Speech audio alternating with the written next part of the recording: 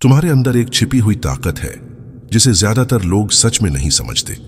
ये ताकत अक्सर गलत इस्तेमाल होती है, बेकार चली जाती है या दबा दी जाती है। लेकिन जब इसे सही दिशा दी जाए और संभाला जाए तो यह तुम्हारी जिंदगी को पूरी तरह बदल सकती है। यह ताकत है यौन ऊर्जा और इसे बदलने की प्रक्रिया को कहते हैं यौन रूपांतरण। इस विचार को सामने लाए थे नेपोलियन हिल, जो व्यक्तिगत विकास और सफलता के इतिहास के सबसे प्रभावशाली विचारकों में से एक थे।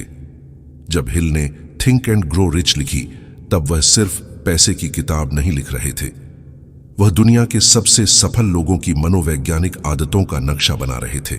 उन्होंने 25 सालों तक 500 से भी ज्यादा महान लोगों का अध्ययन किया, आविष्कारक, नेता, दूरदर्शी और रचनाकार। उन सिद्धांतों में इच्छा, विश्वास, गहरा विचार, विशेष ज्ञान एक ऐसा सिद्धांत था जिसने बहुत से पाठकों को चौंका दिया। हिल ने इसे कहा यौन रूपांतरण का रहस्य। उन्होंने बताया कि यौन इच्छा इंसान की सबसे ताकतवर इच्छा है और यह सच है। कोई और शक्ति इंसान को इतनी गहराई से आगे नहीं बढ़ाती, चाहे वह कुछ बनाने की हो, जीतने की, शासन करने की या फिर नष्ट करने की। लेकिन हिल ने एक और बात देखी। जिन लोगों ने इस ऊर्जा को काबू किया, इसे बर्बाद करने की जगह सही दिशा दी, उन्होंने ऐसी रचनात्मकता, महत्वाकांक्षा और शक्ति हासिल की जो आम इंसान के लिए असंभव है। तो असल में यौन रूपांतरण का मतलब क्या है? आसान शब्दों में, रूपांतरित करना मतलब किसी चीज का रूप बदलना या उसकी दिशा बदलना। यहां इसका मतलब है यौन ऊर्जा को बदलकर उसे मेहनत, ध्यान, रचनात्मकता और उत्पादक शक्ति में बदल देना।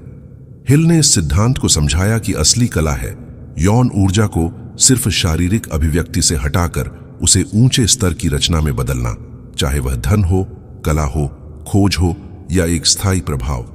उन्होंने कहा कि यौन इच्छा सिर्फ शारीरिक नहीं है, यह भावनात्मक है, मानसिक है और आत्मिक भी है। और जब इस शक्तिशाली धारा को सही दिशा दी जाती है तो यह इंसान को उन ऊंचाइयों तक पहुंचा सकती है जिनकी उसने कभी कल्पना भी नहीं की। सबसे जरूरी बात यह कि हिल ने कभी यौनता को दबाने या नकारने को नहीं कहा। उनका संदेश साफ था, इसे दबाओ मत, भागो मत, इसे दिशा दो, इसे अपने बड़े लक्ष्य के लिए ईंधन बनाओ।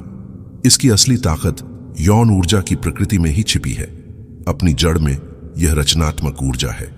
सबसे मूल स्तर पर यह जीवन बनाने की शक्ति है, और जब यह प्रजनन में इस्तेमाल नहीं होती तो यह कहीं गायब नहीं हो जाती। यह तुम्हारे भीतर रहती है, तुम्हारे शरीर, मन और तंत्रिका तंत्र में बहती रहती है। अगर इसे दिशा न मिले तो यह आसानी से बेचैनी, हताशा और विनाशकारी इच्छाओं में बदल सकती है। लेकिन जब इसे ध्यान और उद्देश्य दिया जाए तो यह ईंधन बन जाती है, लगभग असीम ताकत जो तुम्हें बढ़ने, बनाने और प्रभाव डालने की भूख देती है। आधुनिक शोध भी इस विचार को समर्थन देता है। पाया गया है कि जब टेस्टोस्टेरोन की ऊर्जा बर्बाद नहीं होती तो यह तेज ध्यान, गहरी महत्वाकांक्षा, मजबूत इच्छा शक्ति और उपलब्धि की भूख से जुड़ी होती है। तुम और सतर्क बनते हो और दृढ़ निश्चयी और अपनी तीव्रता को अपने लक्ष्यों की तरफ मोड़ने में ज्यादा सक्षम हो जाते हो। लेकिन यहां एक जरूरी बात है, यह परिवर्तन तभी होता है जब इस ऊर्जा को एक ऊंचा मकसद दिया जाए। अगर ऐसा न हो तो यह सिर्फ वासना और तात्कालिक सुख की चक्रव्यूह में फंसी रह जाती है। हिल ने अपने समय के महानतम पुरुषों का अध्ययन करते हुए एक गहरी सच्चाई पाई। उनमें सबसे सफल वे लोग थे जिनमें इच्छाएं नहीं थीं, बल्कि जिनकी इच्छाएं बहुत प्रबल और गहरी थीं। फर्क यह था कि उन्होंने रूपांतरण की कला सीख ली थी, अपनी यौन ऊर्जा को रचनात्मकता, नेतृत्व, दृष्टि और स्थायी उपलब्धियों में बदलने की कला। उन्होंने इतिहास से उदाहरण देकर इसे और स्पष्ट किया। नेपोलियन बोनापार्ट, जिसकी प्रचंड ऊर्जा सैन्य विजय और साम्राज्य बनाने में लगी। जॉर्ज वॉशिंगटन, जिसे उसकी अटूट अनुशासन और निष्ठा के लिए याद किया जाता है। थॉमस एडिसन, जिसने अपनी अथाह ऊर्जा को आविष्कारों में झोंक दिया, एक प्रक्रिया जिसे हिल मानते थे कि दबाई हुई इच्छा से ऊर्जा मिली थी। यहां तक कि अब्राहम लिंकन भी, जिनके बारे में हिल ने कहा कि उनमें गहरी यौन प्रवृत्ति थी, लेकिन उन्होंने इसे खुद को निगलने नहीं दिया। इसके बजाय उन्होंने उस तीव्रता को दृष्टि, न्याय और गहरे उद्देश्य में बदल दिया। इन महान पुरुषों को एक चीज जोड़ती है, यौन इच्छा की अनुपस्थिति नहीं, बल्कि उससे गुलाम बनने से इनकार।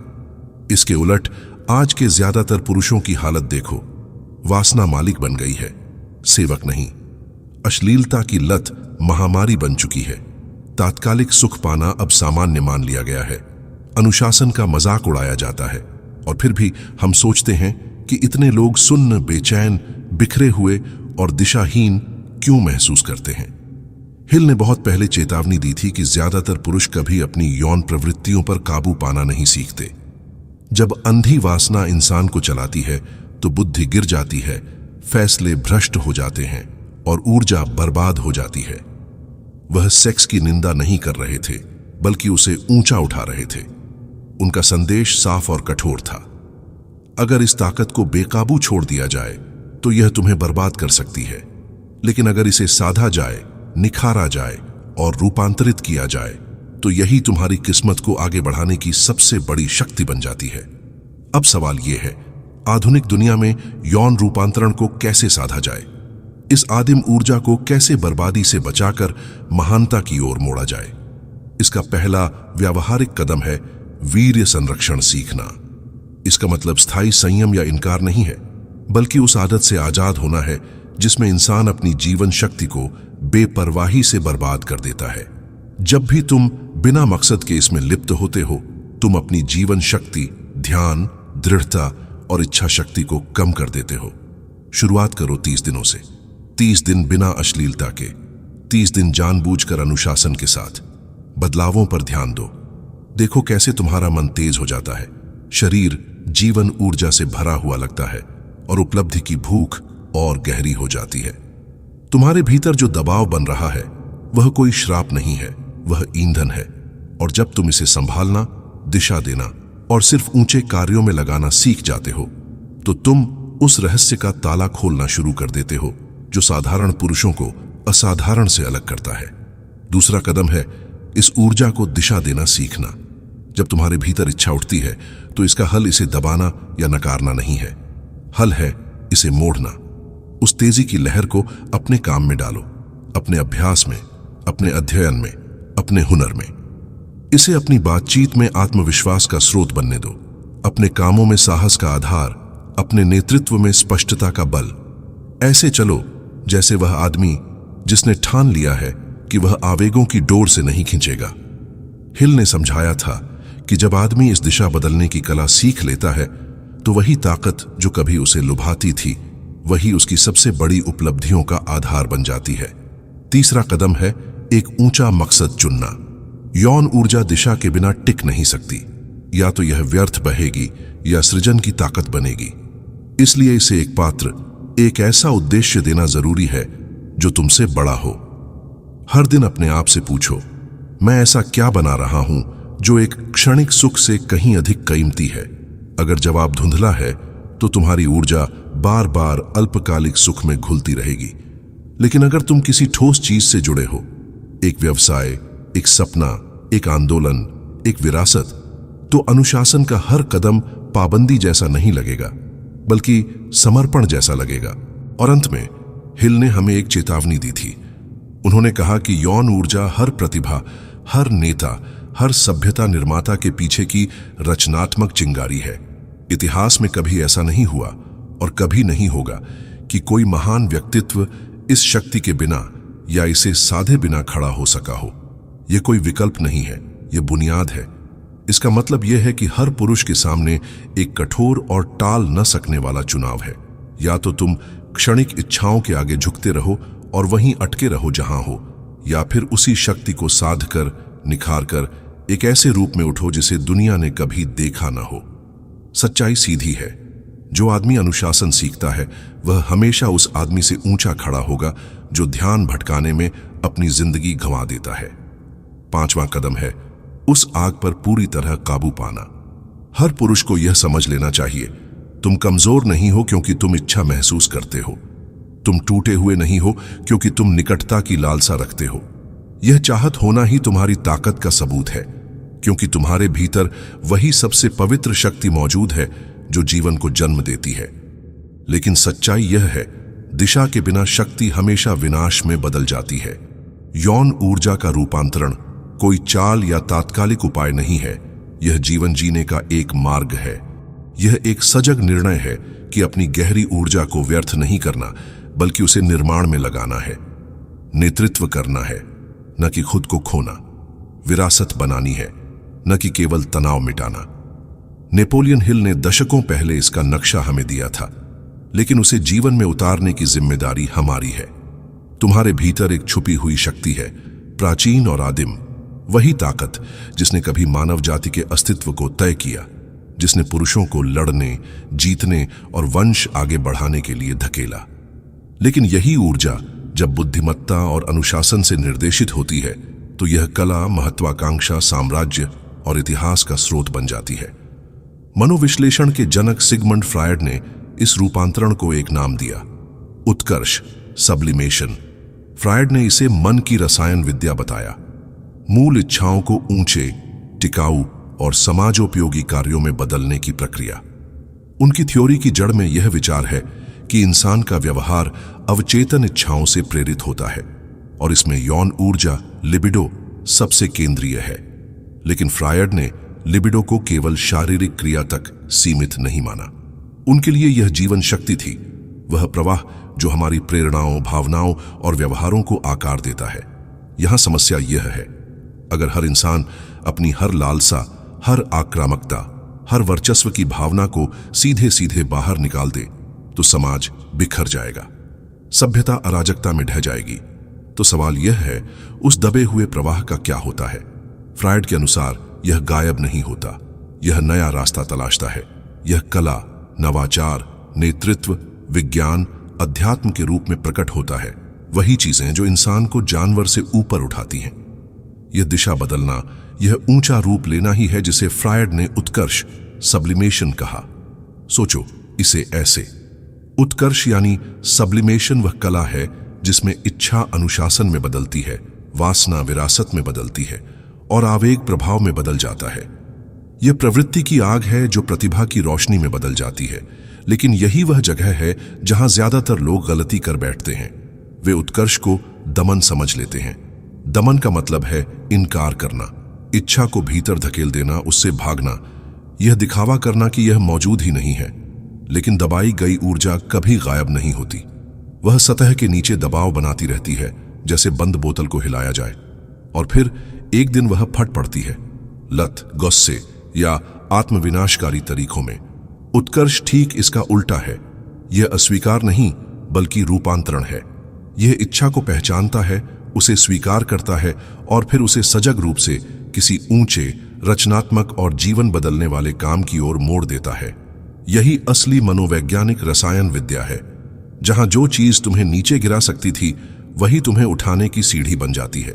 दबी हुई ऊर्जा कभी खत्म नहीं होती, वह भीतर ही भीतर सड़ती है, दबाव बनाती है और आखिरकार विनाशकारी रूप में फट पड़ती है। यह लतों के रूप में सामने आती है, बेकाबू गुस्से में, गहरी उदासी या अचानक टूट जाने वाले भावनात्मक विस्फोटों में।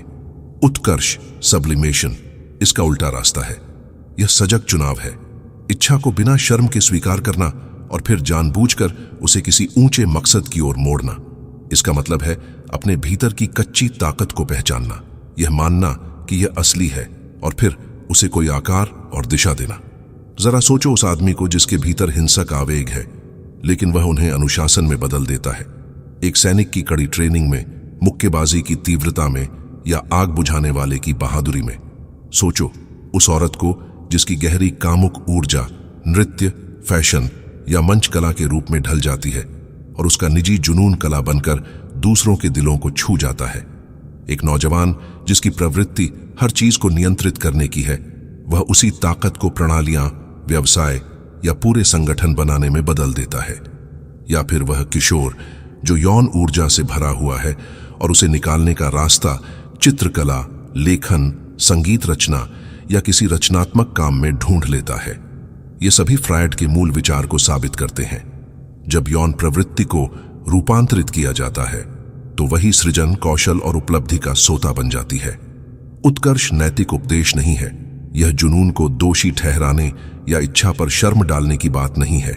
यह तो बस इतना है कि अपने भीतर के अराजक तूफान को सीढ़ी में बदलना सीखना, एक ऐसी सीढ़ी जो तुम्हें ऊपर उठाती है। फ्रायड ने कहा था कि यह प्रक्रिया सिर्फ ही व्यक्ति के लिए नहीं बल्कि पूरी सभ्यता के लिए बुनियादी है। अपनी किताब सिविलाइजेशन एंड इट्स डिस्कॉन्टेंट्स में उन्होंने लिखा कि उत्कर्ष के बिना संस्कृति नाम की कोई चीज ही नहीं होती। हर शहर, हर वैज्ञानिक खोज, हर साहित्य कृति, हर संगीत रचना इसलिए है क्योंकि इंसानों ने अपनी कच्ची प्रवृत्तियों को आकार देकर कुछ ऊंचा बना डाला। अगर यह रूपांतरण न होता तो समाज आदिम अराजकता में ढह जाता। इतिहास के महान लोगों को देखो, माइकलेंजेलो जिसने 4 कठिन साल तक सिस्टीन चैपल की छत पर चित्रकारी की, अपनी ऊर्जा को पवित्र दृष्टि में उड़ेल दिया। निकोला टेस्ला जिसने जीवन का बड़ा हिस्सा ब्रह्मचर्य में बिताया और अपनी ताकत को उन आविष्कारों में लगाया जिन्होंने आधुनिक दुनिया को आकार दिया। बीथोवेन जो बहरेपन और अकेलेपन से जूझते हुए भी ऐसी सिम्फनी रचता रहा जिनमें आज भी गहरी भावनात्मक गूंज सुनाई देती है। यहां तक कि फ्रायड खुद जिसने मानव मन की गहराइयों में लगातार उतरते हुए हमारी आत्मसमझ को हमेशा के लिए बदल दिया। ये लोग इच्छाओं से खाली नहीं थे, ये तो इच्छाओं से धधकते हुए लोग थे, लेकिन उन्होंने उस आग पर काबू पाया, उससे ऊपर उठे और उसे ऐसे कामों में बदला जो सदियों बाद भी इंसानियत को झकझोरते हैं। आज की दुनिया में उत्कर्ष कोई वैकल्पिक चीज नहीं है, ये जरूरी है। हम ऐसी संस्कृति में जी रहे हैं जो भोग को महिमा मंडित करती है। हर जगह वही संदेश है, अगर इच्छा है तो उस पर अमल करो, हर आवेग के पीछे भागो, जो भी सुख दे वही करो। लेकिन नतीजे देखो, चिंता अपने चरम पर है, अवसाद चारों ओर फैला है। पहले से कहीं ज्यादा लोग खालीपन, बेचैनी और जीवन में अर्थहीनता की शिकायत कर रहे हैं। क्यों? क्योंकि बिना दिशा की इच्छाएं आखिरकार खुद को ही खा जाती है। अनियंत्रित भोग अंततः खोखलेपन में ढह जाता है। लेकिन वही इच्छा जब उत्कर्ष के जरिए दिशा पाती है तो अर्थ, अनुशासन और स्थायी संतोष का बीज बन जाती है। फ्रायड ने हमें इसी खतरे के बारे में चेताया था। उनका मानना था कि जब कोई समाज अपने नागरिकों से ऊर्जा को रूपांतरित करने की मांग करना बंद कर देता है तो उसका पतन शुरू हो जाता है। रचनात्मकता सूख जाती है, अनुशासन बिखर जाता है, असली प्रतिभा मिटने लगती है और हम अपनी आंखों के सामने यही होते देख रहे हैं। अंतहीन डोपामिन हिट्स, लगातार स्क्रॉलिंग, सतही मनोरंजन, हर पल स्वीकृति की भूख, हम सस्ती उत्तेजनाओं में डूब रहे हैं। आदिम ऊर्जा को महानता में बदलने के बजाय अधिकांश लोग खुद को औसतपन में सुन्न कर रहे हैं। अगर फ्रायड आज जीवित होते तो शायद हैरान न होते। उन्होंने पहले ही इसकी भविष्यवाणी कर दी थी, लेकिन वे हमें यह भी याद दिलाते कि समाधान इच्छा को मारना नहीं है, मकसद है उसे ऊंचा उठाना। तो अब सवाल है, हम यह कैसे करें अपने रोजमर्रा के जीवन में? उत्कर्ष कोई पुरानी मनोवैज्ञानिक अवधारणा नहीं है, यह एक जीवित साधना है। यह उस क्षण से शुरू होती है जब भीतर इच्छा उठती है। पहला कदम है सजगता। जब तुम्हें वासना, गुस्सा या किसी जरूरत का उफान महसूस हो तो न तुरंत उसे दबाओ, न तुरंत उस पर अमल करो। बस ध्यान से देखो, उसे स्पष्ट रूप से पहचानो। यह छोटा सा ठहराव ही शक्ति है, क्योंकि इसका मतलब है कि तुम अब आवेग के गुलाम नहीं हो। दूसरा कदम है एक ऊंचा माध्यम बनाना। ऊर्जा दिशा के बिना नहीं रह सकती, इसलिए उसे निशाना देना जरूरी है। लिखना शुरू करो, चित्र बनाओ, डिजाइन करो, पूरे ध्यान से जिम में ट्रेनिंग करो, कोई वाद्य यंत्र सीखो, उस आइडिया पर काम करो जिसे अब तक टालते आ रहे हो। जब भी इच्छा उठे उसे किसी निर्माणकारी क्रिया से जोड़ दो। जब मैं यह महसूस करता हूं तो मैं यह रचता हूं। धीरे धीरे तुम्हारा मन आदिम प्रवृत्ति को बर्बादी नहीं बल्कि निर्माण का चिंगारी मानने लगेगा। तीसरा कदम है सुख को टालना। फ्रायड का मानना था कि यही उत्कर्ष का मूल है। इंतजार करने की क्षमता, इच्छा के साथ बैठने की ताकत, बिना उसके आगे झुके, यही वह प्रक्रिया है जो ऊर्जा को ऊंचे रूप में बदल देती है। यह इनकार नहीं है, यह अभ्यास है। हर बार जब तुम तुरंत संतुष्टि की खींच को रोकते हो, तुम मजबूत होते हो, अपनी इच्छा शक्ति को गहराई देते हो और अपनी ऊर्जा को बाहर बिखरने के बजाय ऊपर उठने का समय देते हो। और आखिरकार ऐसे अनुष्ठान बनाओ जो लगातार तुम्हारी आग को दिशा दें। अपनी सुबह पवित्र अभ्यासों से शुरू करो। डायरी लिखना, ध्यान, गहन अध्ययन, रचनात्मक कार्य, अपने फोन को छूने से पहले, दुनिया का शोर तुम्हें निगलने से पहले, ये अनुष्ठान वॉल्व की तरह काम करते हैं जो तुम्हारी ऊर्जा को ऊपर की ओर ले जाते हैं, न कि उसे इधर उधर रिसने देते हैं। समय के साथ ये तुम्हारे अनुशासन को थामने वाला ढांचा बन जाते हैं और तुम्हारी महानता को ईंधन देते हैं। 5वां कदम है अपने वातावरण को ऊंचा उठाना। जिस जगह तुम रहते और चलते फिरते हो, उसका असर तुम्हारी सोच से कहीं ज्यादा है। अपने चारों ओर ऐसे संकेत रखो जो तुम्हें तुम्हारी ऊंची प्रकृति की याद दिलाए, ऐसी कला जो तुम्हें ऊपर उठाए, ऐसा संगीत जो तुम्हें प्रेरित करे, ऐसे लोग जो अनुशासन और दृष्टि का प्रतीक हों। ऐसे माहौल में उत्कर्ष लगभग असंभव हो जाता है, जहां तुरंत सुख और ध्यान भटकाना सामान्य है। लेकिन जब तुम्हारा वातावरण अर्थ से भरा होता है तो तुम स्वाभाविक रूप से उसी स्तर तक उठने लगते हो। वातावरण मन को गढ़ता या तोड़ता है। अपना चुनाव समझदारी से करो। यही है मन का असली रसायन शास्त्र। जो आदिम और सहज है उसे परिष्कृत कर अमर बना देना। यही अनुशासन की जड़ है, नेतृत्व की नींव है, कला का रहस्य है, प्रतिभा का जन्म स्थान है। फ्रायड ने कई विचार दिए जिन पर बहस हुई, लेकिन यह विचार उत्कर्ष एक उपहार था।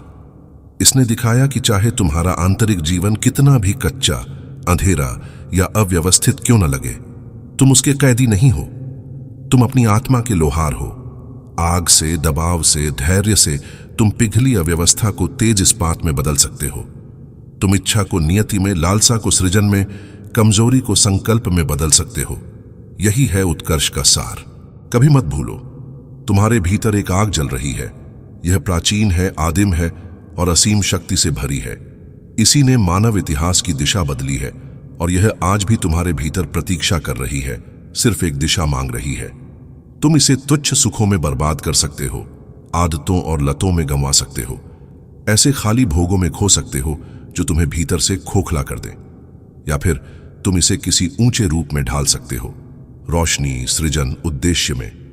इच्छा महसूस करना तुम्हारी कमजोरी नहीं है। संबंध, निकटता या सुख की चाह रखना तुम्हें अपवित्र नहीं बनाता। इच्छा करना मनुष्य होना है और उसे साध लेना असाधारण होना है। लेकिन आधुनिक दुनिया तुम्हें फंसाने के लिए बनी है। पर्दे, अंतहीन शोर, बेशुमार ध्यान भटकाने वाली चीजें, सब कुछ इसी तरह रचा गया है कि तुम प्रतिक्रियाशील बने रहो, लटके रहो और अपनी वही ऊर्जा बर्बाद करते रहो जो तुम्हारी जिंदगी बदल सकती है। यह व्यवस्था चाहती है कि तुम हर आवेग के आगे झुको, लेकिन साधक, अनुशासित पुरुष नहीं झुकता। वह सिर्फ प्रतिक्रिया नहीं करता, वह चुनता है, वह दिशा देता है, वह काबू पाता है। यही है यौन रूपांतरण और उत्कर्ष सब्लिमेशन का वादा। दूसरों पर हावी होने की शक्ति नहीं, बल्कि सबसे दुर्लभ शक्ति, खुद पर प्रभुत्व पाने की शक्ति। यही वह ताकत है जिसका नक्शा नेपोलियन हिल ने बनाया था और जिसे फ्रायड ने मन की रसायन विद्या कहा था। और अब इसका चुनाव तुम्हारे हाथ में है। तुम्हें और ऊंचा बनने के लिए बनाया गया है, लतों से भी ज्यादा, पछतावे से भी ज्यादा, ऐसे खोखले सुखों से भी ज्यादा जो तुम्हें खाली छोड़ देते हैं। तुम्हें गढ़ने के लिए, बनाने के लिए, कुछ ऐसा छोड़ जाने के लिए बनाया गया है जो तुम्हारे जाने के बाद भी जीवित रहे। तुम्हें अपनी प्रवृत्ति को प्रभाव में, अपनी इच्छा को नियति में, अपनी ऊर्जा को अमृता में बदलने के लिए बनाया गया है। तो मैं तुम्हें एक सवाल छोड़कर जाता हूं, क्या तुम इस आग पर काबू पाओगे या यह आग तुम पर काबू पाएगी? अनुशासित साधक इच्छा से भागता नहीं है, वह उसे अपनाता है, उसे दिशा देता है और उसी से वह दुनिया को रोशन करता है।